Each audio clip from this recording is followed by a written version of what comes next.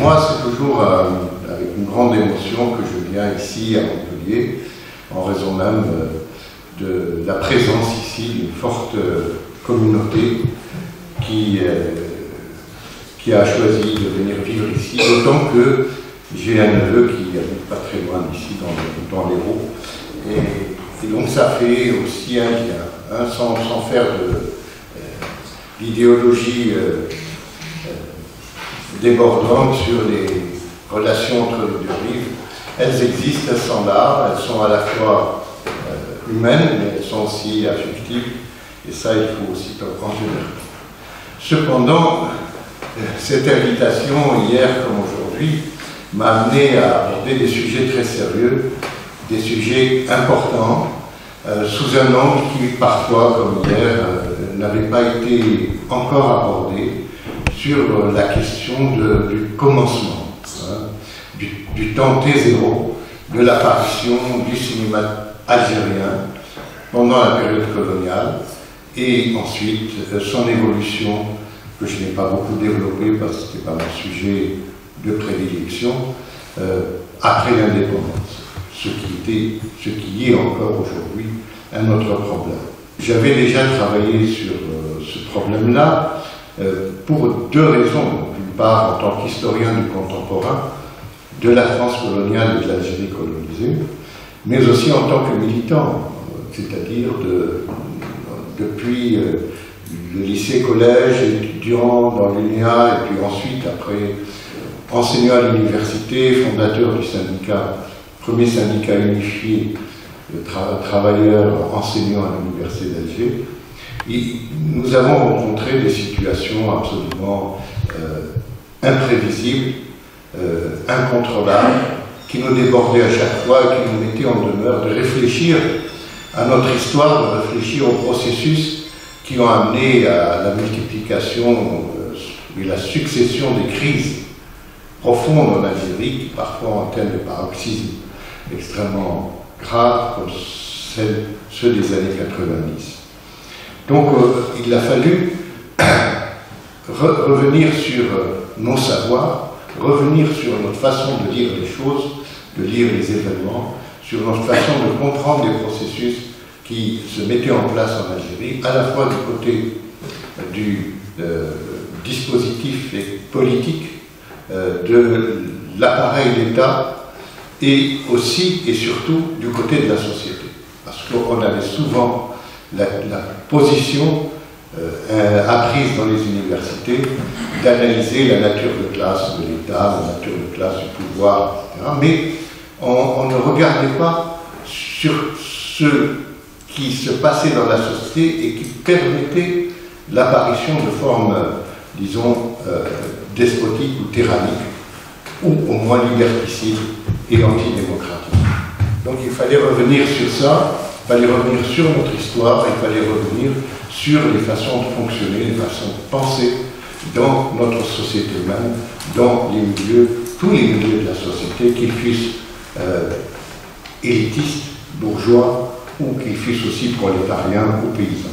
Et de commencer réellement à réfléchir avec vous sur ce qui s'est passé après 1945, parce qu'après 1945, en raison même des événements qui se sont passés dans la région de Sétif et dans d'autres régions, le 8 mai 1945, le jour de l'armistice, et les massacres qui ont eu lieu, sur lesquels je ne reviendrai pas, il y a dans la discussion quelques questions dessus.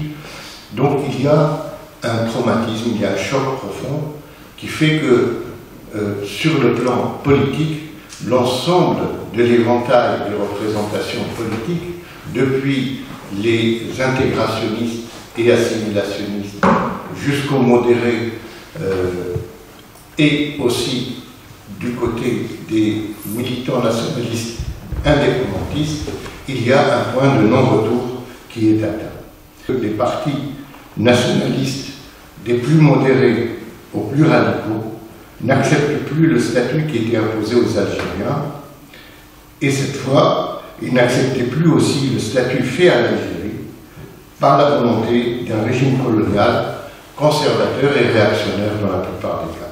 Ces partis-là vont rentrer pour la première fois pour certains d'entre eux, comme le parti de Ferhat Abbas, qui de amis des manifestes et de la liberté créés au moment même de la Seconde Guerre mondiale, en 1943, cette association des Amis du Manifeste et de la Liberté avait demandé pour la première fois la constitution, la mise en place des conditions de la création d'une Algérie algérienne dans lesquelles les Algériens participeraient à leur propre gouvernement.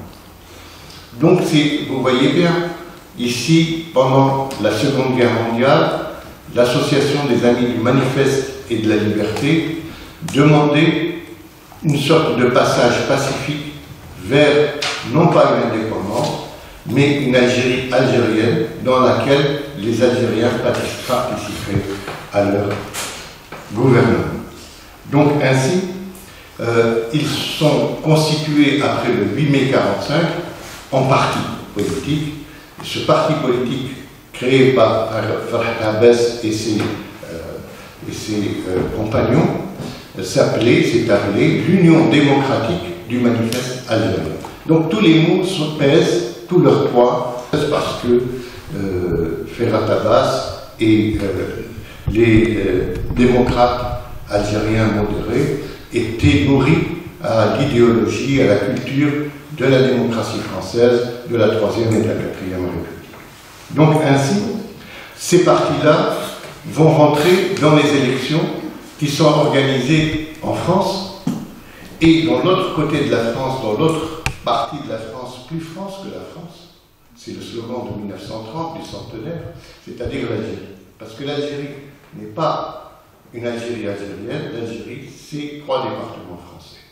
Donc, les élections qui vont se passer pour l'Assemblée constituante française en 1946 et les élections ensuite parlementaires qui vont suivre, l'Union démocratique du manifeste algérien va y prendre part et va se voir représentée dans une assemblée nouvelle qui va être mise en place après le nouveau statut de l'Algérie qui date de 1947. Élections pour lesquelles le parti du peuple algérien, fils ou fille de l'Étoile noire africaine, qui a été créée à Paris en 1926, donc le parti du peuple algérien créé en 1937, après la création du Parti communiste algérien en 1936, le Parti du peuple algérien nationaliste indépendantiste lance un slogan pour ces élections, ces premières élections d'après la Seconde Guerre mondiale, sous la forme en arabe « Men intakhaba kafara », celui qui participe aux élections est un mécréant. Un mécréant. Voilà, donc il y a une sorte de télescopage entre la position politique et la position par rapport aux préceptes religieux. Donc, pas question de participer à des élections à une assemblée constituante française. Parce que la revendication du parti du peuple algérien, c'est la séparation de l'Algérie avec la France et un gouvernement, un parlement algérien élu au suffrage universel. Où le suffrage exprimé par les électeurs algériens, dans un collège électoral restreint, marque la fin de la politique d'assimilation. Même les partis les plus modérés comme l'UMA réclament maintenant une république autonome, non pas une république indépendante, une république autonome, un parlement élu au suffrage universel, détenant le pouvoir législatif. J'insiste sur ce point parce que la question du pouvoir en Algérie, dans le cadre du nouveau statut de 1947, est posée déjà par des modérés, puisque l'organisation politique de la France coloniale fait que le pouvoir législatif, le pouvoir exécutif, le pouvoir, le troisième pouvoir, qui est aussi le pouvoir juridique, ils sont français, c'est des faits de souveraineté française. Donc le problème qui est déjà posé avec le nouveau statut de l'Algérie, est-ce que l'Algérie va constituer un pouvoir souverain séparé de la France. Les autorités françaises vont faire passer au Parlement, le 20 septembre 1947, une loi portant statut organique de l'Algérie dont j'ai parlé, et ce statut va mettre en place un dispositif de représentation qui n'est pas une rupture avec le passé, mais qui n'est qu'une reformulation du passé d'avant la Seconde Guerre mondiale. L'Algérie est dotée d'une existence juridique propre où les lois françaises ne s'appliquent pas nécessairement. Elle est pourvue d'un statut financier propre, c'est-à-dire un budget de l'État algérien qui est géré par le gouvernement général français en Algérie. Constitution d'une Algérie algérienne, une assemblée algérienne est instituée avec pour attribution de gérer en accord avec le gouverneur général français établi à Alger les intérêts propres de l'Algérie. L'Algérie a un budget, elle a un parlement, une assemblée algérienne, et ce budget, il est évidemment soutenu par l'État français. Aux accords d'Évian, dans les négociations d'Évian, l'État français a demandé aux représentants du GPRA algérien de rembourser la dette de l'État algérien qui a été donc mis en place en 1947. Ce statut impose certaines limites à l'exercice de la citoyenneté. Elles apparaissent surtout dans les modalités de représentation des élus. Il y a toujours distinction entre citoyens français, c'est-à-dire les Européens d'Algérie, et la minorité musulmane qui avait accepté l'ordonnance du 4 mars 1944. Ceux qui ont accepté cette ordonnance disent « Nous acceptons la citoyenneté française tout en conservant les caractéristiques de notre statut de musulman. » Ces caractéristiques constituent, donc ces représentants de l'Algérie constituent le premier collège, ce sont les citoyens français. Donc une assemblée avec deux collèges. Le premier collège, ce sont les citoyens français et la majorité des électeurs musulmans qui, en leur qualité de citoyens de seconde zone, constituent le deuxième collège. Donc on a une assemblée algérienne avec deux collèges. Le problème, c'est pas seulement qu'il y ait deux collèges, le problème, c'est que chaque loi adoptée par le deuxième collège est confirmée ou infirmée par le premier collège. Dépourvue de pouvoir politique et soumise au contrôle du gouverneur général et du gouvernement français, l'Assemblée algérienne était dépouillée de toute forme de souveraineté. Donc la question est à la fois double, c'est la question de la citoyenneté et la question de la souveraineté qui est posée donc après 1945, et en particulier à partir de 1947. La source du pouvoir souverain en Algérie avec ces réformes de statut de l'Algérie, réformes des statuts de la représentation, la source de la souveraineté n'est pas en Algérie, elle est en France. Donc nous sommes ici devant une situation qui est une impasse politique. Trop peu et trop tard, dira-t-on, car déjà l'ensemble des Algériens, après le 8 mai 1945, du plus modéré au plus radical, réclament un État algérien, une constituante algérienne, un drapeau algérien. En bref, une nationalité et une citoyenneté algérienne. Citoyenneté, nationalité, souveraineté.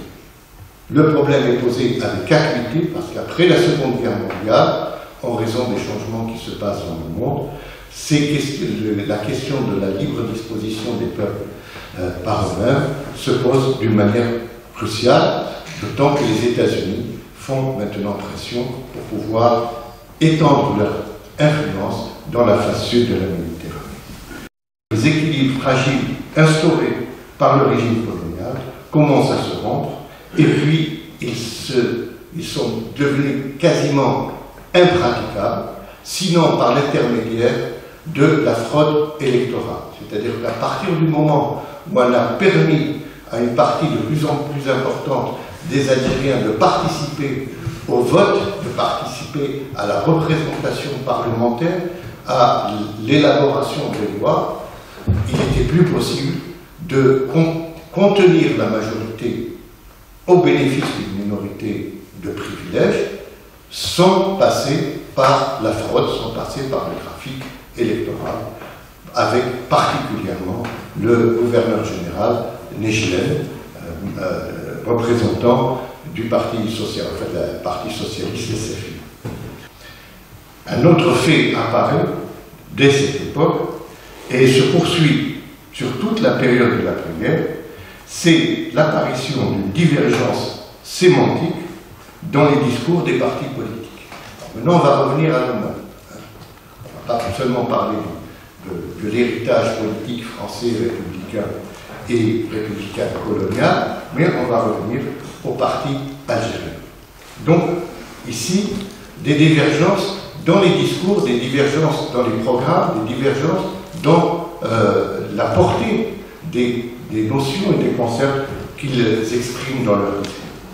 Ceux de la mouvance démocratique citoyenne, c'est-à-dire les partis modérés, dont particulièrement l'Union démocratique du Manifeste algérien. Ces représentants de ce parti, l'UDMA, continuent de développer dans leur discours, ici, inspirés de la bonne tradition que vous connaissez tous, démocratique et citoyenne française, elle recommande l'union avec les partis démocrates et le peuple de France. Pour elle, le peuple algérien ne pouvait être que cette grande union des communautés vivant en Algérie. Et la voie de son affirmation ne pouvait se faire que par le jeu des institutions, par la libre expression de ses représentants, c'est-à-dire par les partis politiques démocrates. Un statut particulier pour l'Algérie, faisant de ce pays une république autonome avec un parlement élu au suffrage universel. Ainsi, pour l'UDMA, c'est la citoyenneté qui était à conquérir et non la nation algérienne qui, elle, reste encore à édifier. C'est très important. Donc, citoyenneté avant l'édification de la nation. Pourquoi? Parce que la nation est en travail. C'est ce que l'on retrouve dans les propos de Fatah Bess, qui reprend Ernest Renan, que vous connaissez tous, dans les statuts des Amis du Manifeste et de la Liberté. Il fallait, selon ces statuts, créer chez tous les habitants de l'Algérie, j'insiste, chez tous les habitants de l'Algérie, qu'ils soient juifs, chrétiens ou musulmans, la solidarité algérienne, ce sentiment d'égalité et le désir d'être ensemble qui constitue la nation. Donc la nation est en devenir, la nation est à construire dans un fondement qui est le fondement de la citoyenneté, et c'est le droit à la citoyenneté pour toutes les composantes de cette nation, quelles que soient leurs origines, leurs confessions et leurs croyances. Prisonnière du fétichisme républicain, la revendication démocratique pour les représentants de l'UMA ne va pas plus loin que l'idée de citoyenneté et nationalité qui viendrait à se constituer dans l'égalité des droits sans distinction de race ni de religion. Dans la conception maintenant de l'autre parti important de l'éventail politique algérien, le Parti communiste algérien, et je l'ai dit sous le contrôle de mon ami camarade Jacques Choucroul, dans la conception du Parti communiste algérien, le PCA, elle s'articule autour de deux principes fondamentaux. Il ne peut être de front démocratique sans la possibilité offerte aux paysans, aux ouvriers et aux intellectuels de s'organiser librement dans leurs associations propres, en premier lieu dans les syndicats ouvriers, les groupements paysans et intellectuels, et naturellement dans le Parti communiste algérien. Ainsi, il ne peut être de front national sans alliance avec le peuple de France. Ainsi, pour ce qui est du statut de l'Algérie, il rappelle, le Parti communiste rappelle, que le droit à la séparation ne doit pas signifier l'utilité de la séparation. Le sujet, c'est le peuple, source de la souveraineté. Chez Fatah Abbas, c'est le citoyen. Chez le Parti communiste, c'est le peuple. Mais un peuple où la classe ouvrière et la paysannerie constitueraient à la fois le cœur et l'ossature, et pendant ce temps, le parti constituerait, lui, l'avant-garde consciente. C'est d'ailleurs à partir de cette vision que s'élabore la doctrine de la République algérienne démocratique et sociale. Et la République algérienne démocratique et sociale, ce slogan, va être repris par la déclaration du 1er novembre 1954. Et comment? Donc, les sources doctrinales, les sources idéologiques des uns et des autres, on va les retrouver ensuite dans une autre situation dans laquelle je vais rentrer, qui est la situation de la question démocratique et de la citoyenneté pendant la guerre de libération, à l'intérieur même du FLN et de l'AFL. On saisit ici toute la différence du projet politique que développe le parti nationaliste indépendantiste par rapport aux deux autres partis dominants, qui sont l'UDMA et le Parti communiste algérien. Pour le PPA, Mouvement pour le triomphe des libertés démocratiques, parce qu'après 1947, après 1948, le Parti du peuple algérien, ses militants à la base disent comment ça. L'UDMA a ses représentants, le parti a ses représentants, et nous n'avons pas de représentants dans les assemblées algériennes. Donc le problème à l'intérieur du PPA se posait d'avoir une représentation dans l'assemblée algérienne. Et là, le PPA, MTLD, Mouvement pour le triomphe des libertés démocratiques, qui est la forme légale de l'existence du PPA qui était clandestin. Le peuple n'est pas une union des communautés. Suivez bien. Donc la différence se situe là aussi. Le peuple n'est pas une union des communautés, ni une fusion des races et des religions. Le peuple, c'est le peuple colonisé, et sa citoyenneté ne pourra se constituer que dans le cadre d'un État souverain, gouvernant un pays libre et indépendant. La configuration des conflits internes et des crises internes, la configuration des purges qui vont se passer par la suite pendant la guerre, se trouve là déjà dans la structure du langage, du discours et du programme politique. La question d'une nation fondée sur la communauté de la langue et de la religion n'est pas encore clairement exprimée, mais elle reste sous-jacente à tous les discours. Alors, la question démocratique en situation de guerre de libération. Ça, c'est la première fois qu'on le présente publiquement, parce que j'ai eu l'occasion de travailler longuement à la source orale des acteurs et des témoins de la guerre de libération au plus haut niveau de la hiérarchie. Donc, la ligne du premier FLN, le FLN fondé en 1954 et jusqu'au congrès de la Soumane de 1956. Donc la ligne politique du premier FLN, celui de 54-56, n'est pas d'imposer une hégémonie en tant que parti à d'autres partis, c'est très important. C'est un front de libération, ce n'est pas un parti politique. C'est d'ouvrir une perspective révolutionnaire aux masses exploitées dont l'indépendance nationale n'est qu'un des termes. C'est-à-dire que la lutte de libération, la lutte pour l'indépendance nationale n'est pas l'objectif final. L'objectif final, c'est de permettre au peuple exploité, au peuple colonisé, au peuple dominé de devenir souverain. La question du sujet commence à glisser de l'individu citoyen, du sujet citoyen, vers le peuple citoyen. C'est très important, je crois, qu'il faut ici repérer dans les discours programmatiques du FLN et de l'AFL. L'objectif primordial, c'était de faire la guerre des partisans, de la guerre des partisans, d'en faire une guerre du peuple. C'est-à-dire d'impliquer tous les Algériens dans la guerre de libération, et non pas seulement les Algériens organisés dans des formations politiques. Et le moment où le peuple assumera la responsabilité de mener directement cette guerre, il aura conquis la possibilité matérielle de s'émanciper de l'oppression politique et de l'exploitation économique.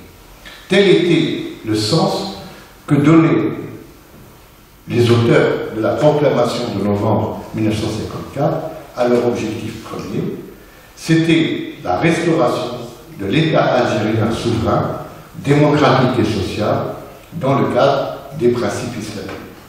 La référence à la communauté de foi et à ses principes continue de poindre sans prendre les devants et sans être complètement assumé. En fait, on dit République démocratique et sociale dans le cadre des principes islamiques. On ne met pas les principes islamiques, donc on dit. Et ça va poser d'autres problèmes par la suite, et surtout pendant la période islamiste fondamentaliste des années 90. Si hégémonie il y a, c'est bien sûr d'une hégémonie du peuple, sous-entendu des paysans pauvres et du prolétariat de ville, sur la classe politique corrompue et réformiste qu'il s'agit. Ce n'est pas le groupe fondateur qui a conçu le FLN comme parti, en partant de la critique du parti PPA-RTLD, duquel étaient issus ses propres éléments, la transformation progressive du FLN en parti hégémonique et exclusif, en édifice fondamental de la nation et en garant de la légitimité révolutionnaire, c'est autour des principes d'autorité et de légitimité que s'est nouée en 1956 la première crise institutionnelle du mouvement de libération nationale. Cette crise trouve son prolongement dans les divergences de conception quant aux procédures de mise en place des assemblées du peuple décidées par le Congrès de la Soumane. Alors le Congrès de la Soumane se réunit, évidemment, il va mettre en place le dispositif organique, organisationnel, l'appareil, l'embryon de l'appareil d'État algérien indépendant. Là, dans une conjoncture où à l'ONU, sous la pression des États-Unis et sous la pression d'autres pays occidentaux, la question algérienne est posée. Donc il faut faire la démonstration que le FLN-ALN est le représentant légitime du peuple algérien et que la lutte qu'il mène est une lutte démocratique pour la représentation démocratique d'un peuple opprimé, d'un peuple colonisé.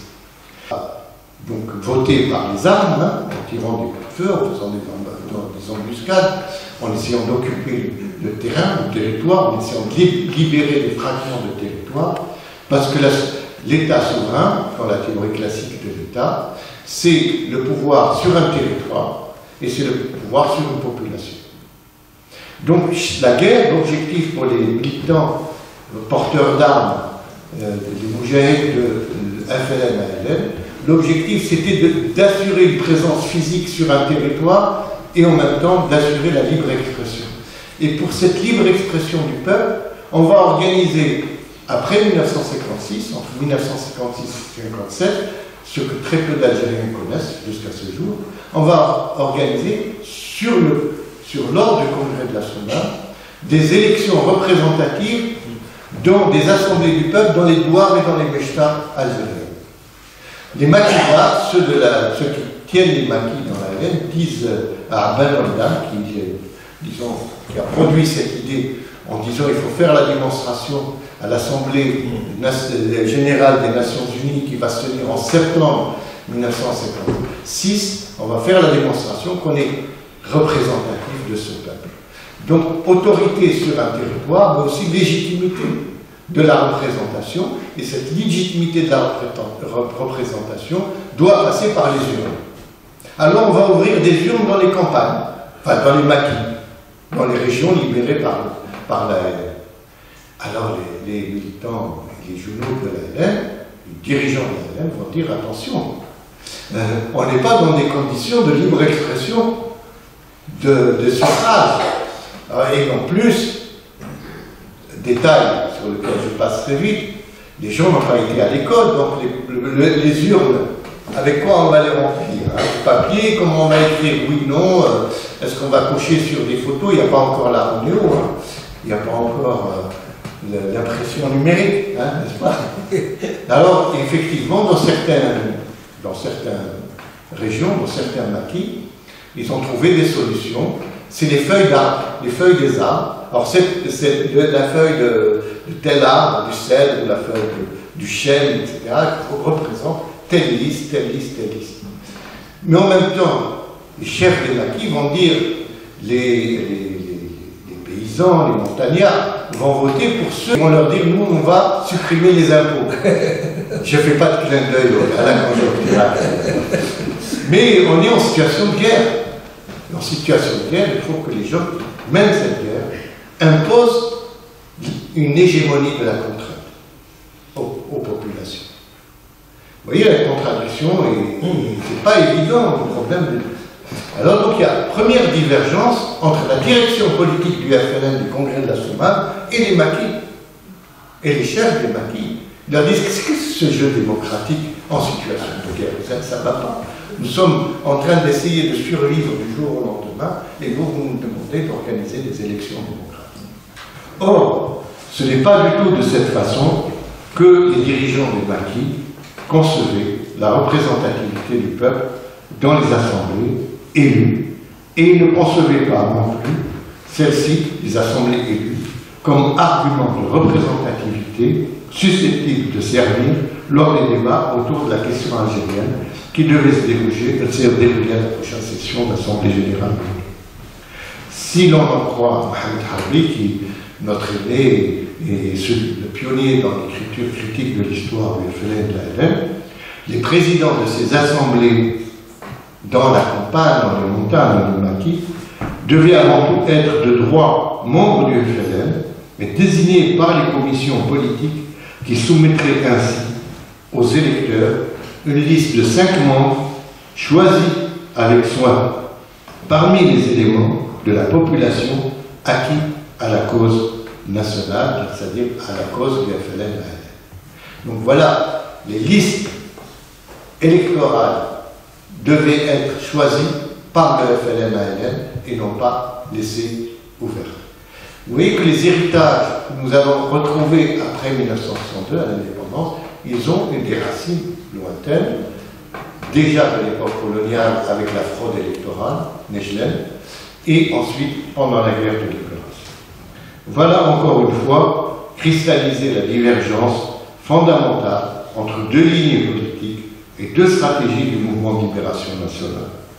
Fallait-il établir les bases d'une démocratie nationale révolutionnaire représentant le peuple tout entier,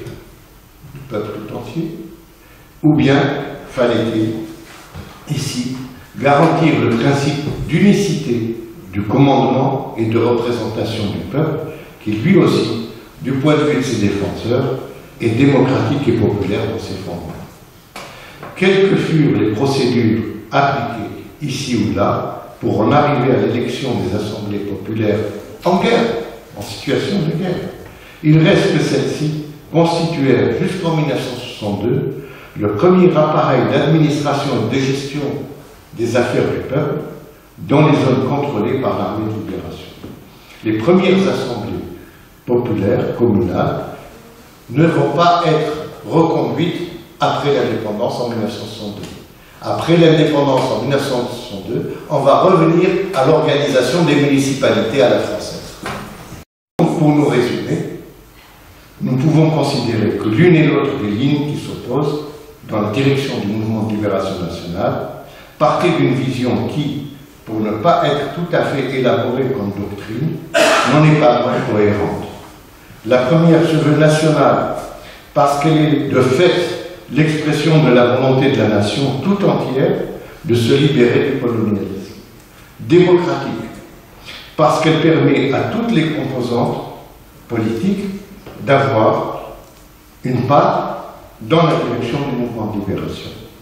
Révolutionnaire, parce qu'elle préserve l'hégémonie du FLN sur les autres mouvements concurrents, messalistes, communistes et autres, ou plus explicitement, collaborateurs. Elle s'appuie sur les instances dirigeantes de la Révolution pour fonder sa légitimité et sur sa primauté pour asseoir son pouvoir.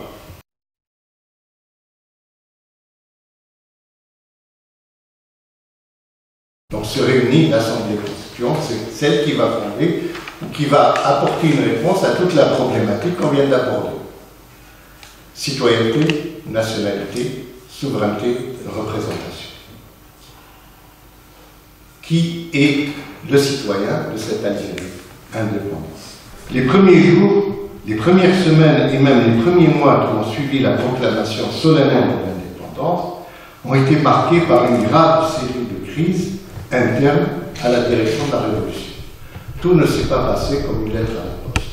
C'est les affrontements sur le terrain et évidemment les dispositifs juridiques, constitutionnels et autres politiques ne peuvent se régler non pas par des débats pacifiques dans des assemblées ou dans des conclaves, mais ils sont d'abord résolus sur le terrain de la lutte. Sans de ces soubresauts, accompagnant sans doute tout nouvel État qui se constitue dans ses premiers pas, que la direction s'est divisée sur la question de l'autorité légale et du pouvoir légitime. Qui devait remettre solennellement les destinées du pays à ces mandataires nouveaux qui vont constituer la constituante, dûment élus, j'allais dire, c'est un lapsus, dûment élus par une assemblée souveraine. Enfin, une assemblée souveraine, assemblée algérienne, constituée par les Algériens. Mais quels Algériens? Le gouvernement provisoire d'abord de la République algérienne, le GPRA, créé en 1958 pour représenter l'État algérien, éclate lors du congrès de Tripoli qui se passe en été 1960, juste avant, enfin, printemps 1960.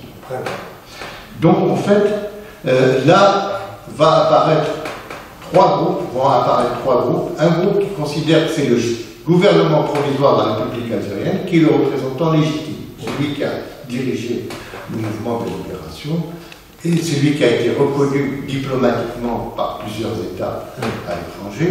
Donc c'est à lui de venir et de remettre les instruments de la souveraineté à l'Assemblée constituante.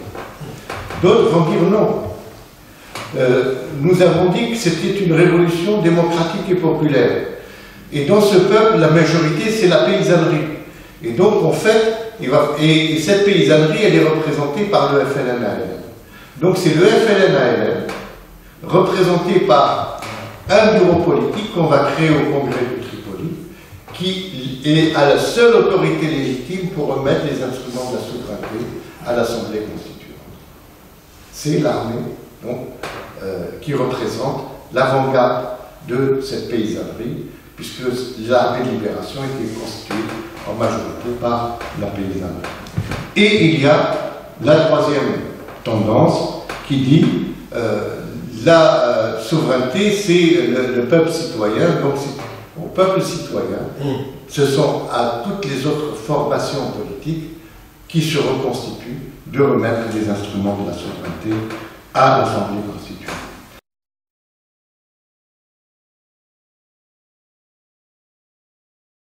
Mais dans la réunion de cette Assemblée constituante, qui se réunit en septembre 1962, dont on a les PV dans le journal officiel de la République algérienne, que je vous invite à consulter, il y a une passe d'armes dans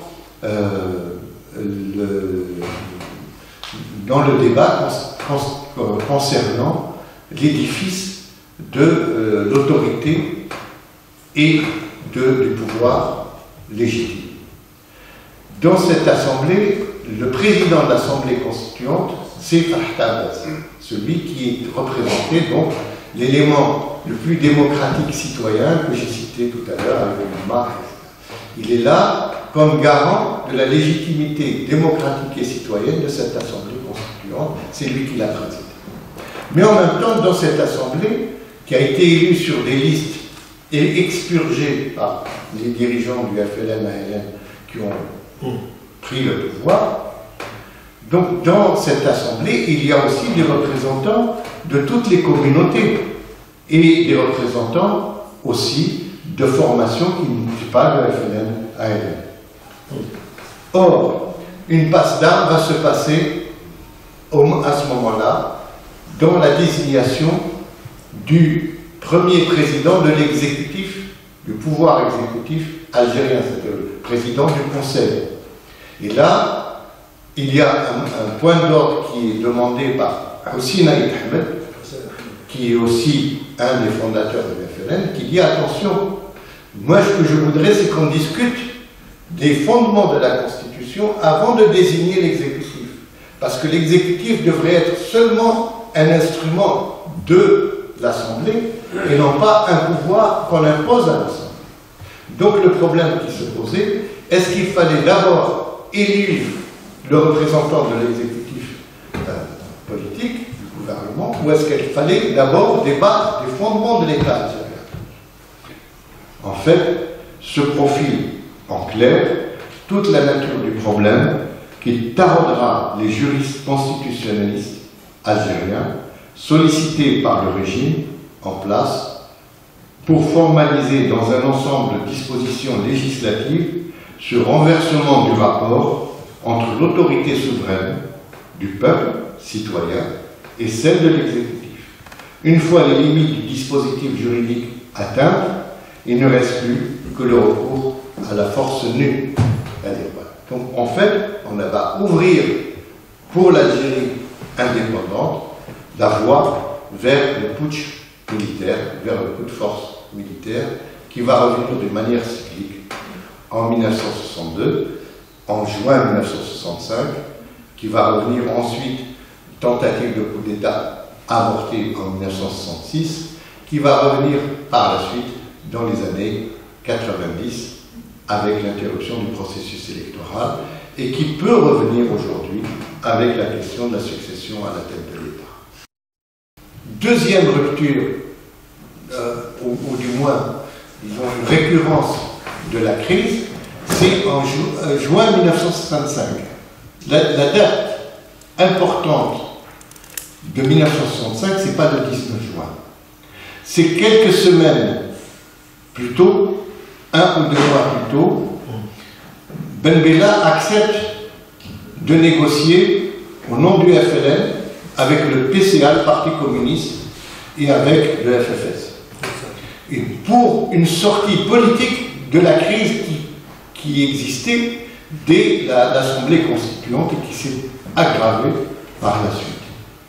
Cette négociation entre les trois partis politiques pour redéfinir les fondements du gouvernement algérien est interrompue par l'intervention militaire de l'armée nationale populaire dirigée par Bouel Blouté.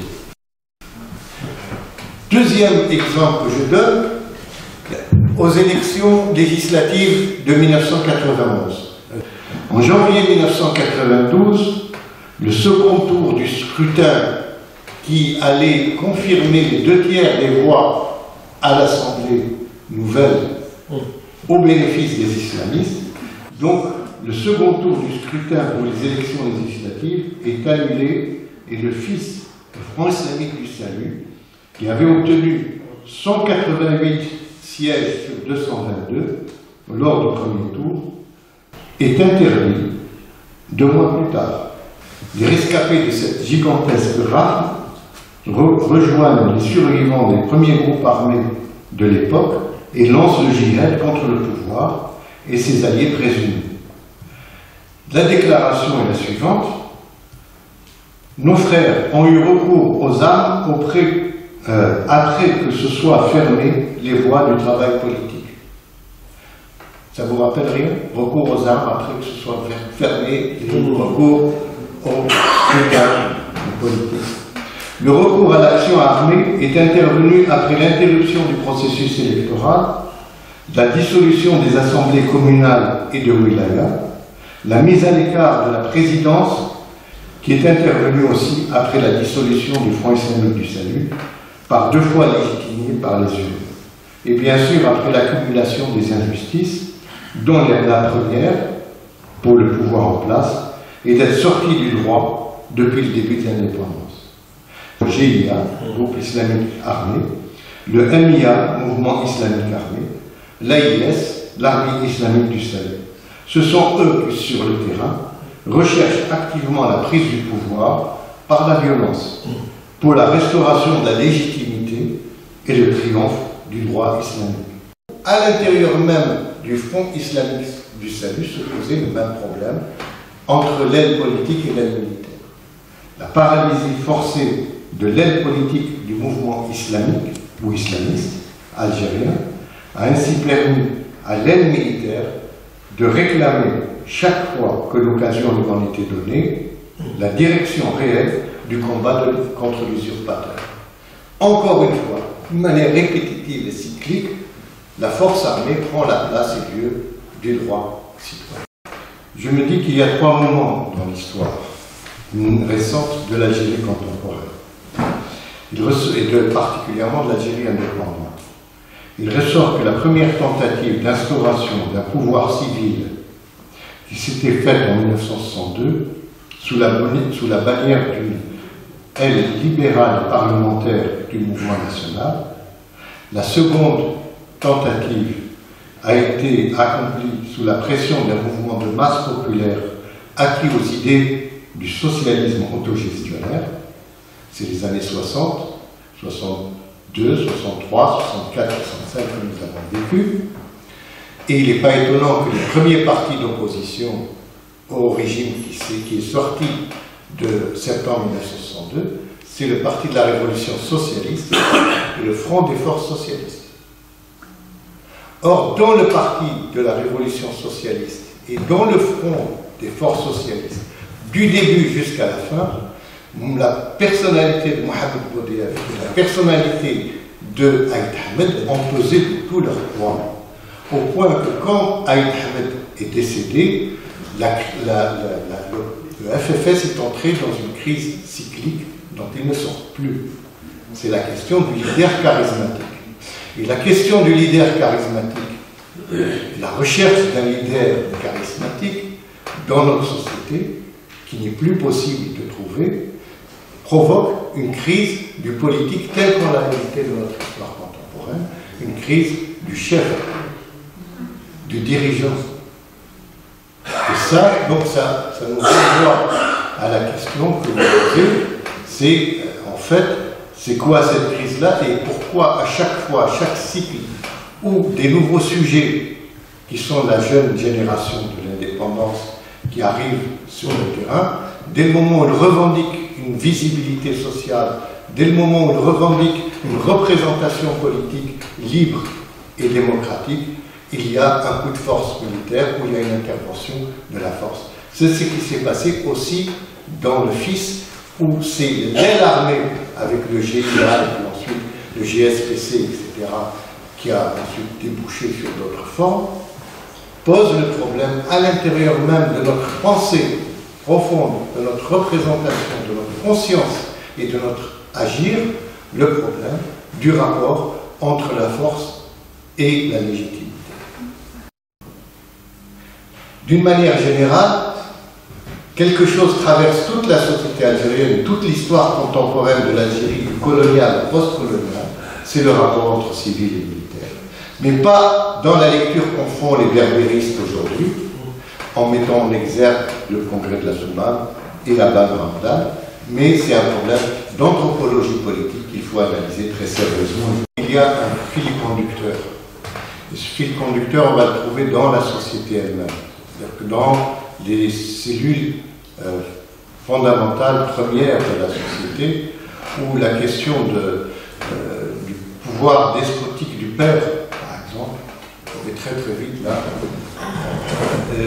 revient d'une manière ou d'une autre, et que quand apparaît un nouvel agent social, un nouveau sujet, et en particulier dans les sociétés nord-africaines, le sujet féminin qui surgit tout à coup dans un espace et un lieu qui ne lui est pas réservé et qui prend possession de ces lieux.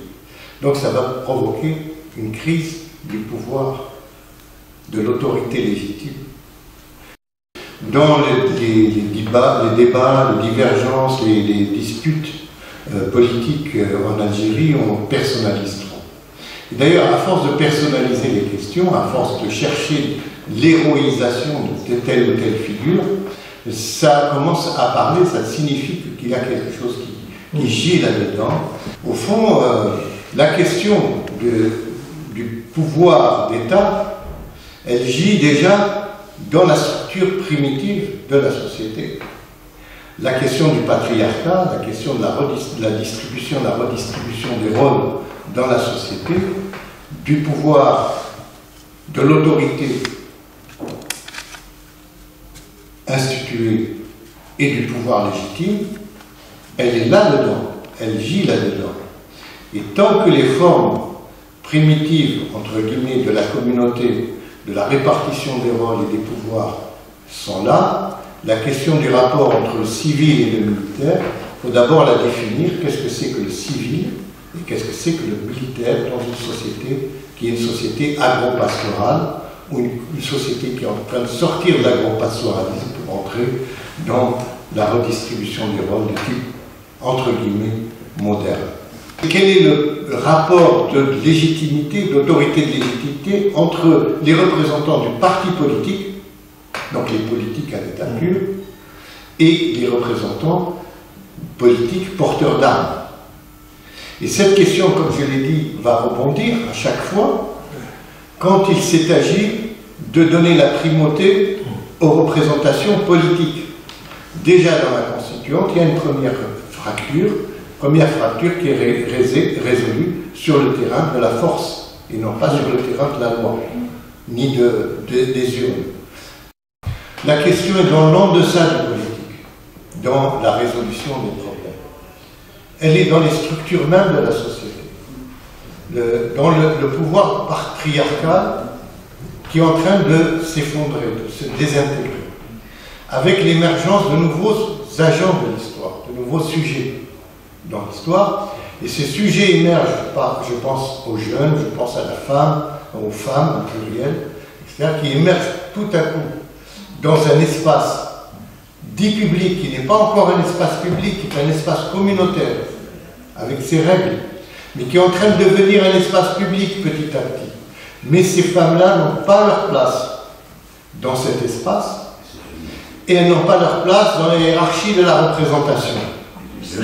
Et donc on fait appel à toutes les ressources conservatrices et réactionnaires, y compris aux ressources religieuses et au sacré, par la force des violences contre les femmes, des violences contre les enfants, pour pouvoir résoudre un problème auquel on n'a pas pensé, mais qui est là et qui nous interpelle.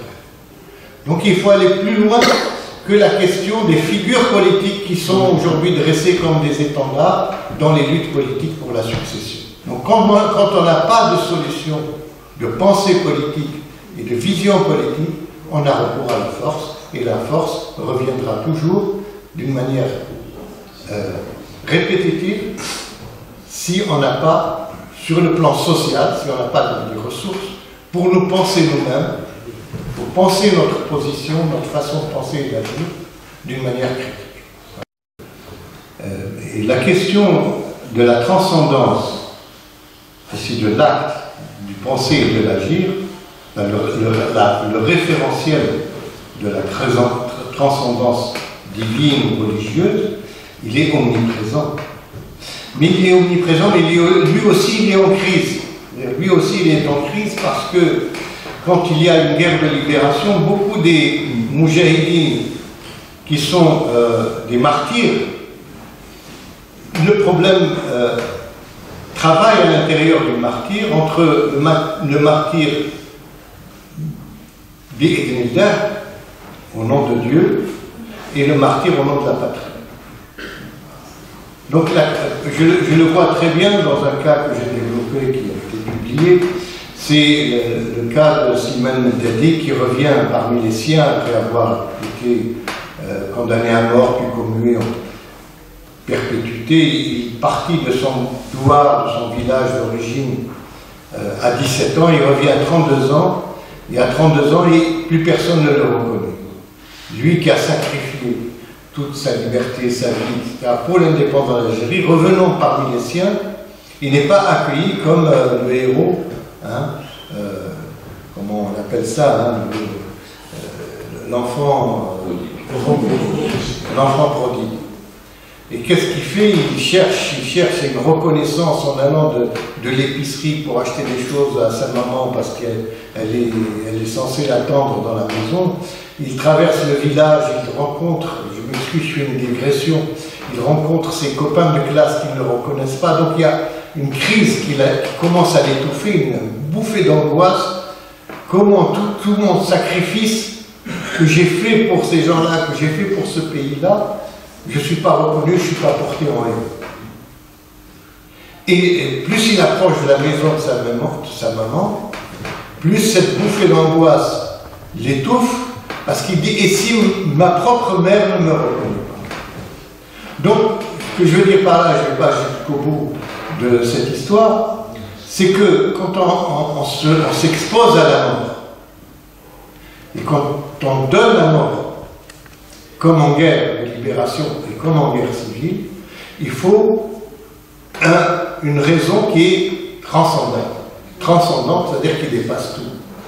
Et celle-là, on va la trouver dans la structure même de la croyance, du sacré, dans les structures de la société algérienne. Donc il y a aussi cet élément qui porte aussi la pensée politique.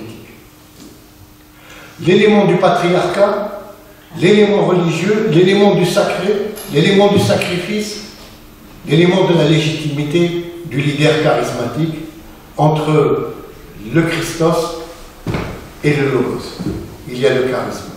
Donc tout ça a travaillé aussi, il faut beaucoup de temps, beaucoup de rencontres pour pouvoir aller au fond de ces choses qu'on va retrouver dans le déficit de légitimité du politique. Pourquoi? Parce que le politique sort de ces structures paysannes traditionnelles, entre guillemets, qu'il rentre dans un temps moderne où les formes de la représentation, les formes du discours et les ancrages de l'autorité légitime ne sont pas les mêmes. Je vous remercie.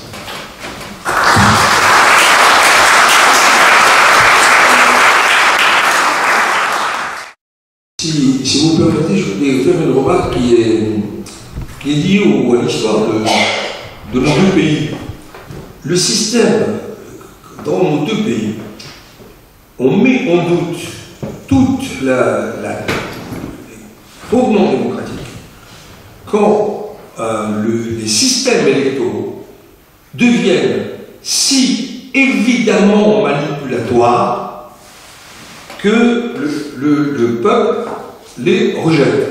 Je donne cet exemple en revenant à ce... Je parle toujours pour les jeunes.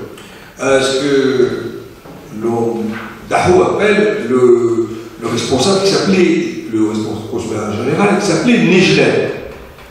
Nejlen, dans les années 50, avait tellement truqué les élections que, au niveau national, français et même international, on avait qualifié les élections truquées d'élections à la Nejlen. Il était devenu un symbole de l'élection truquée. La Constitution de 58 en France vient, ne l'oubliez jamais, vient de la guerre d'Algérie et vient d'un, entre guillemets, coup de force militaire contre, donc vous voyez la similitude, donc contre une assemblée élue, contre un système, donc les citoyens français n'ont pas renvoyé la 4ème République.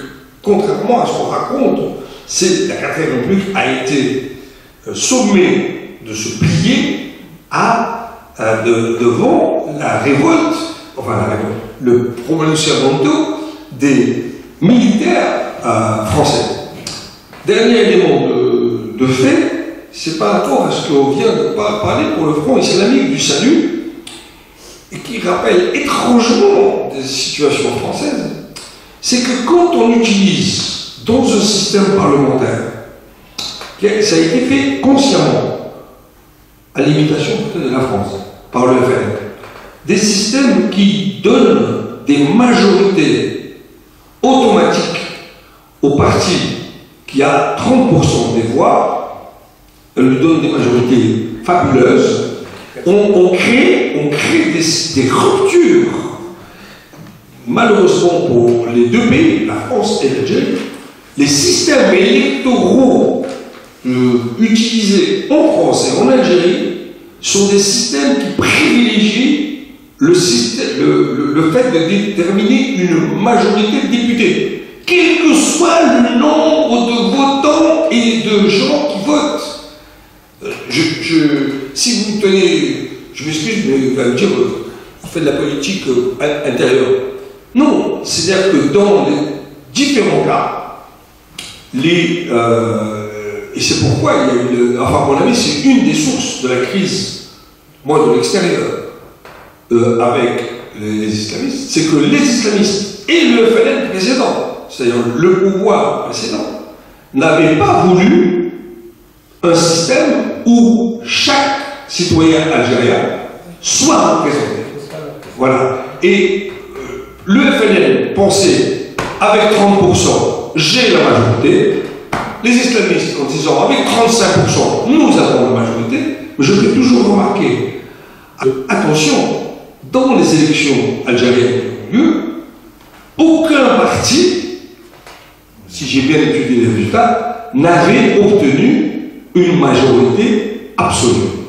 C'est les systèmes électoraux qui fabriquent la majorité absolue. Et maintenant, par exemple, pourquoi il y a un tel dégoût dans une partie de la population française aujourd'hui vis-à-vis des systèmes électoraux? Parce qu'on a trouvé des systèmes qui sont toujours dans la moitié de 58, qui sont issus de l'Algérie, enfin, je m'excuse, qui sont issus de cette crise. On a trouvé des systèmes où, avec 25% des voix, on peut avoir 70% des députés. Voilà, ces systèmes-là provoquent des séismes. Voilà. Alors après, ceux qui ont la possibilité de prendre les armes, etc.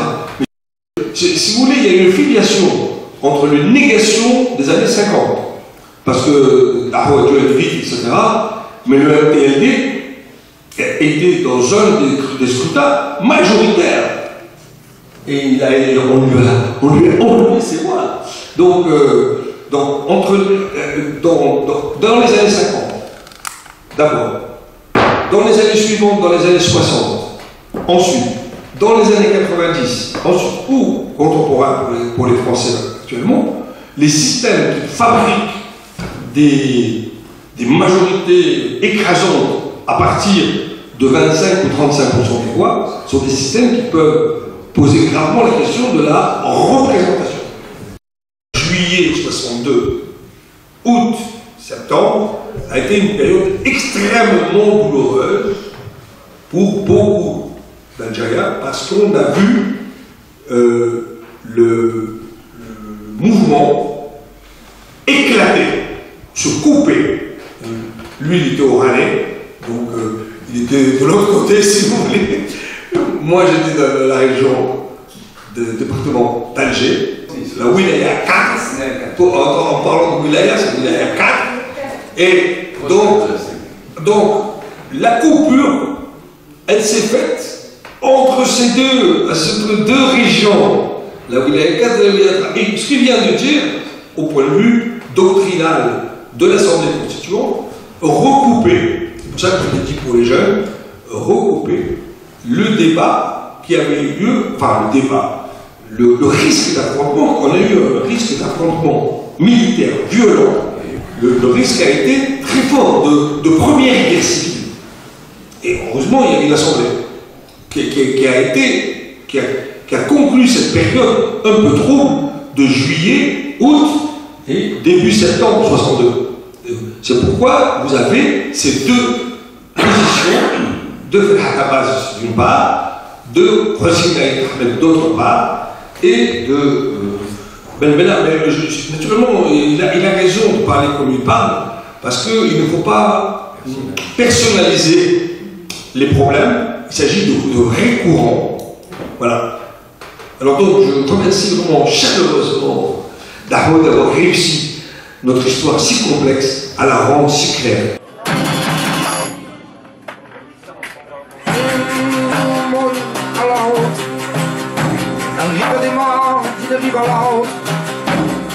Sembra cercar, ascolterà le mensonge.